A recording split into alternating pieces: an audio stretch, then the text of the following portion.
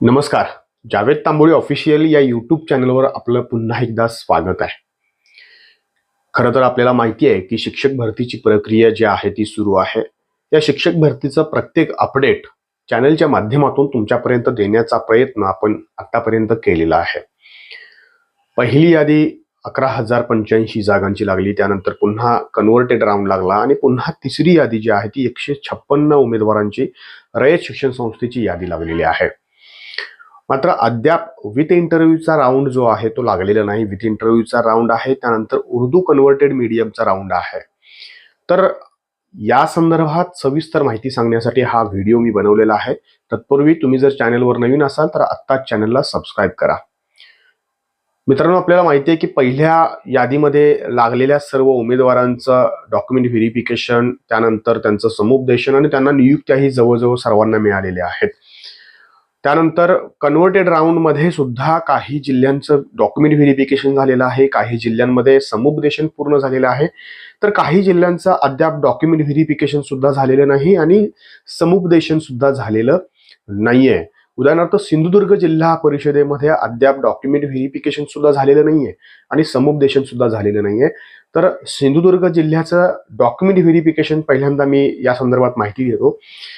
खरं तर काल शिक्षण आयुक्त सूरज मांढरे सरांची भेट घेतलेली आहे, त्याच पद्धतीने शिंदे सरांचीही भेट घेतली. त्यांच्या कानावर हा विषय सिंधुदुर्गचा घातलेला आहे आणि त्यानंतर खऱ्या अर्थानं सिंधुदुर्ग जिल्हा परिषदेमध्ये संपर्क साधला असता त्यांनी साधारण एक 8 ते 10 दिवसामध्ये डॉक्युमेंट व्हेरिफिकेशनची प्रक्रिया जी आहे ती पूर्ण करू अशा पद्धतीचं शिक्षण अधिकाऱ्यांनी तिथले सांगितलेलं आहे. खरं तर त्या ठिकाणी स्थानिक पातळीवर आपल्याला माहिती आहे की एक 2-3 दिवसांपासून आंदोलन सुरू झालेलं आहे.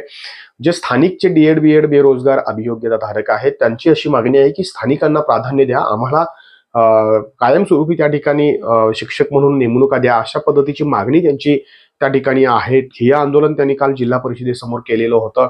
शिक्षण मंत्र्यांची सुद्धा त्यांनी त्या ठिकाणी भेट घेतलेली आहे आणि या संपूर्ण गोष्टीचा जो काय आहे तो शिक्षण अधिकारी जो आहे यांच्यासमोर तो विषय मांडला गेलेला आहे. त्यामुळं मात्र जे सिंधुदुर्गला कन्व्हर्टेड राऊंड मध्ये ज्यांची निवड झालेली आहे त्यांच्या कोणत्याही डॉक्युमेंट व्हेरिफिकेशनवर किंवा त्यांच्या कोणत्याही निवडीवर याचा नकारात्मक परिणाम कोणताही होणार नाही, त्याची काही काळजी कोणीही करण्याची आवश्यकता नाहीये. पॅनिक होण्याची काही आवश्यकता नाहीये.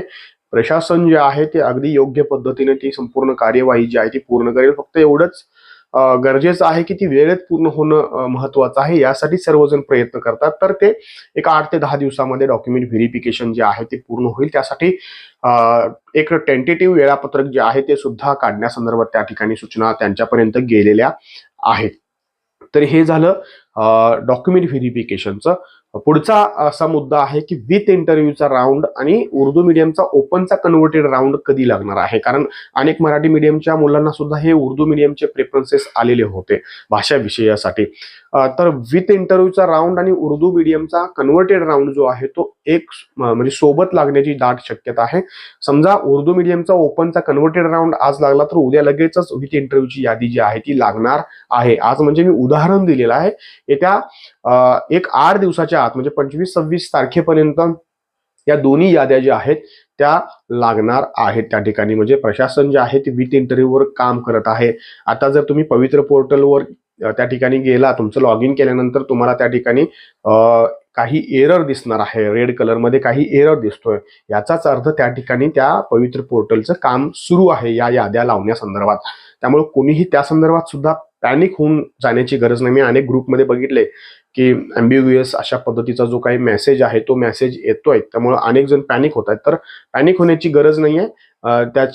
ते पवित्र पोर्टलवर काम सुरू आहे, त्यामुळं अशा पद्धतीनं तो जो रेड मध्ये मेसेज आहे तो मेसेज सर्वांना येतोय. त्यामुळं विथ इंटरव्ह्यूचे जे प्रतीक्षित आहेत त्यांनी आता प्रतीक्षा त्यांची संपत आलेली आहे. कारण 25-26 तारखेपर्यंत विथ इंटरव्ह्यूची यादी आणि उर्दू मीडियमची ओपन कन्व्हर्टेड यादी जी आहे ती सुद्धा लागणार आहे. दुसरा एक महत्वाचा मुद्दा की 10% कपात जागा आहेत, अपात्र गैरहजर आहेत, या संदर्भात काय तर 10% कपात जागेसंदर्भात सुद्धा त्या ठिकाणी अपडेट आहे. तर त्या संदर्भात 10% कपात जागा का केल्या होत्या, कारण रोस्टर संदर्भात अनेकांनी अनेक प्रश्न उपस्थित केलेले होते, अनेक आरोप त्या ठिकाणी केलेले होते. त्यामुळं त्या जिल्हा परिषदांमध्ये ते 10% कपात संदर्भात काही ऑब्जेक्शन नसतील, कुणाच्या तक्रारी नसतील, तर तो अहवाल मागवण्यात आलेला आहे. तो ज्यावेळेला संपूर्ण सर्व जिल्हा परिषदेचा अहवाल येईल त्यावेळेला खऱ्या अर्थानं तो 10% कपातचा जो राऊंड आहे तो त्या ठिकाणी पूर्ण होणार आहे. पुढचा एक महत्वाचा मुद्दा होता तो म्हणजे साधारण व्यक्ती संदर्भातच्या ज्या काही 4,800 जागा होत्या तर त्या भरण्यासंदर्भात सुद्धा प्रशासन अतिशय सकारात्मक आहे. त्यावर प्रशासनाचं काम सुरू आहे. त्यामुळं प्रशासन अगदी योग्य पद्धतीने त्या ठिकाणी आपलं संपूर्ण टप्पा जो आहे तो प्रत्येक टप्पा व्यवस्थित पूर्ण करण्यासाठी प्रयत्न करत आहे. 2017-19च्या तुलनेमध्ये आपण पाहतोय की आत्ताची शिक्षक भरतीमध्ये अतिशय स्पष्टता आपल्याला पाहायला मिळते. प्रत्येक राऊंड लागल्यानंतर त्याचं स्पष्टीकरण त्या ठिकाणी दिलं जात आहे. बुलेटिनच्या माध्यमातून त्या ठिकाणी अनेक गोष्टी ज्या आहेत त्या अभियोग्यताधारकांचे जे प्रश्न आहेत ते दूर करण्याचा प्रयत्न या एकूणच भरती प्रक्रियेमध्ये होताना आपल्याला पाहायला मिळतोय. त्यामुळे साधारण व्यक्ती संदर्भात सुद्धा जे SCRTचे अध्यक्ष राहुल रेखावर आहेत त्यांच्या ते समितीचे अध्यक्ष आहेत म्हणजे MA इंग्लिश आणि BA इंग्लिशला त्यामध्ये ऍड करावं की नाही अशा पद्धतीचे सुद्धा काही निवेदनं त्या ठिकाणी गेलेली आहेत. त्यामुळे ते सुद्धा काही दिवसात ऍड होण्याची सकारात्मक शक्यता त्या ठिकाणी वाटते. त्यामुळं अनेक लोकांना त्या ठिकाणी संधी या निमित्तानं मिळू शकते. कोल्हापूर जिल्ह्यामध्ये सुद्धा एक संघटना आहे शिक्षक संघटना की त्यांनी सुद्धा या साधारण व्यक्तीच्या म्हणजे विशेष शिक्षकाच्या जागा ज्या आहेत त्या भराव्यात यासाठी सुद्धा या ठिकाणी निवेदन दिल्याचं आजच्या वर्तमानपत्रामध्ये सकाळ या वर्तमानपत्रामध्ये तुम्ही माहिती पाहू शकता की त्या ठिकाणी सुद्धा ती बातमी आलेली आहे. त्यामुळे एकूणच प्रशासन जे आहे ते संपूर्ण ही भरती प्रक्रिया आहे अतिशय सुरळीत आणि पारदर्शकपणे पूर्ण करण्याचा प्रयत्न या निमित्ताने करत आहे. तुमचे काही प्रश्न असतील तर कमेंट करून नक्की सांगा. व्हिडिओ आवडल्यास शेअर करायला विसरू नका. जे अजूनही नवीन आहेत त्यांनी चॅनलला सबस्क्राईब करायला काही हरकत नाही कारण प्रत्येक अपडेट तुमच्यापर्यंत या निमित्तानं मिळेल. धन्यवाद. थांबूया इथंच.